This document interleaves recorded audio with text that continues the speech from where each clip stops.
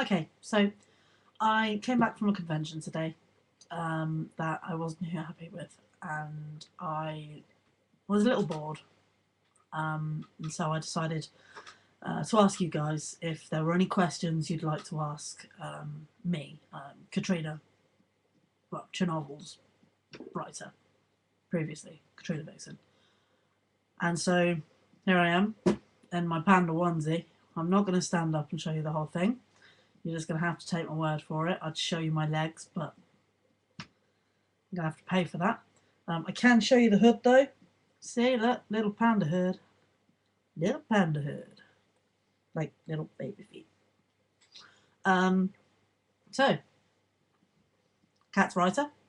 You're not going to learn my real name. Only two of you know it. List of questions. Here we go. Highly Animated asked, what began your fascination with roleplay and how did you start? I used to frequent a website, which I won't give the name out of because I don't recommend you go there.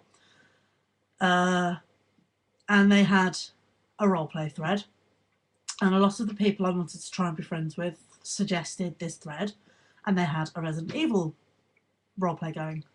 Being a massive fan of survival horror in general, and Resident Evil as one of my favourite series, I made up a character and I roleplayed with these people, and I found that it was very enjoyable.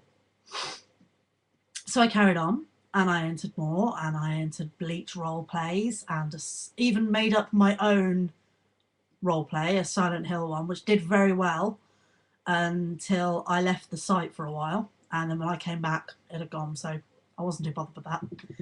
I'm also a writer, so role playing and writing are very similar, and it helped with my creativity. Katrina Vixen was a character I had made up years ago in a story. She was an extension of myself, if that makes it probably makes a lot of sense to a lot of you. And so role playing her came quite easy. I think I really came into the proper heavy role playing when I came onto Twitter and I met Mr. Superiority's writer and Casey's writer, and I got talking to them. That definitely brought more of my role play side out, and I'm glad it did, but my family can vouch that I do get very absorbed. I think we all do, really. Yeah, so that answers that one. Red X asked, what would I do for a Klondike bar? We don't actually have them in the UK. So I guess my answer would be travel to America and purchase one, which is an awful lot of money to just eat Klondike bar. I don't know how to say, is it Klondike or Klondike, or I'm British, what do I know?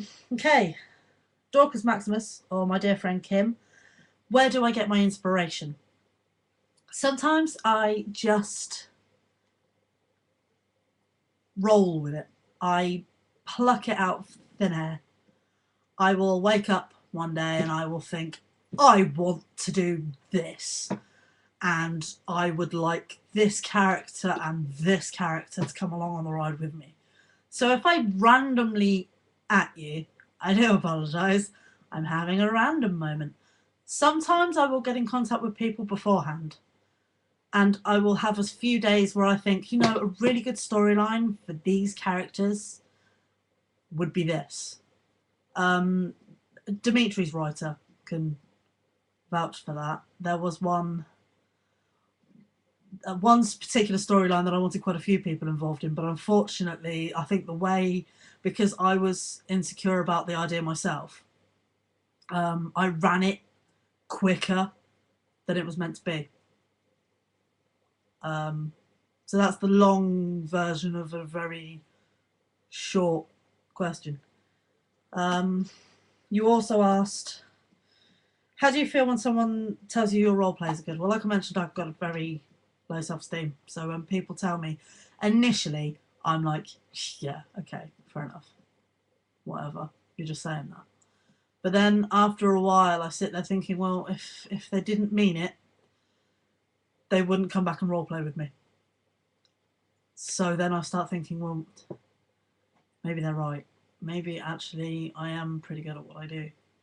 And then after a while, I think, okay, actually, people do like what I do. Who's my favourite person to roleplay? Out of my characters, I think recently I like where things are going with Katrina. Especially with a little boiling storyline that somebody else has got going, which ties into my character and their character and a few of my other characters as well. So I like that. I quite like role playing Tim, but I often feel that I'm going out of character with him. But I've got to the point now where I just don't care, which is really bad. So I suppose he's like an out of character Red Robin, who hasn't really done much Red Robin stuff recently, because poor guy's in bed with a bad leg. And Casey. So, yep, that's those. Betrayals 5 asked, who would I like to work with more? Well, in terms of other people's characters, I'd like to get involved with more villains. I've tried to roleplay with Joey, but I don't think at the moment our characters have been able to interact. The one time we were able to was because he was doing something with Dimitri, and I'm kind of hoping now that he's had a run-in with Dr. Malkovich that Katrina can interact with him more. As of using my own characters, I'd like to use Catwoman more, and I'd like to get her properly sorted into roleplay. She's had one brief moment of conversation with a Batman roleplayer, but that's it really.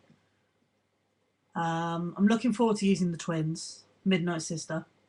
It was supposed to be Midnight Sisters, but there wasn't enough room, and I wanted the underscore, so Midnight Sister it became. I'm looking forward to using them a lot.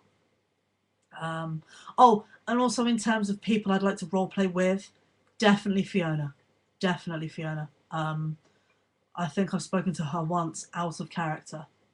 I'd like to roleplay with her more, especially considering I roleplay with Ben a lot, and I'd like, well, and Dimitri roleplays with Fiona a lot, and their characters are quite close, so that would be good. The man asked, "Are you really British?" Well, I've got the accent, so that's a bit of a giveaway. I don't drink tea. I don't like tea, but if I did drink tea, I would drink tea. I eat crumpets. I take taxis. I wear a monocle and a top hat. I have a kit. No, I don't really. Yes, I am really British.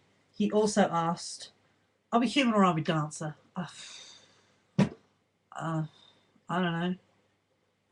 What time is it? I barely know what the day is these days. And Loki, how strong is your love? That's a difficult question, because love can mean different things. I love chocolate, but I don't love chocolate the way I love my family. I love some of you guys, but again, not in the same way I might love, say, my kids. So depending on what you mean by my love, it can be very strong, or it can just be, I love eating ice cream during a movie.